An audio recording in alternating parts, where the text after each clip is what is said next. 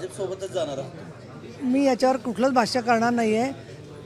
तुम्ही खूप हुशार आहात लोक, त्यामुळे काय ते समजून घ्याल असं मला वाटतं. नाही नाही, उमेदवार हे पहा, आमचे उमेदवार सगळे तयारीचे आहेत. शिवसैनिक जे आहेत ते आम्ही त्यांना काल सगळ्यांना भेटून समजावून सांगितलेलं आहे की वरून जो निर्णय होईल तो स्वीकारायचा आहे आपल्याला. वरून काय निर्णय आला आहे ते प्रत्येकाला बोलवून आम्ही सांगणार आहोत त्याप्रमाणे जे आहे ते. आणि बाकीचे ज्यांना बोलवू आम्ही त्याबद्दलचे त्यांना उमेदवारांना माहिती दिली जाईल. भाजप सोबतच जाणार आहात? मी याच्यावर कुठलंच भाष्य करणार नाही आहे.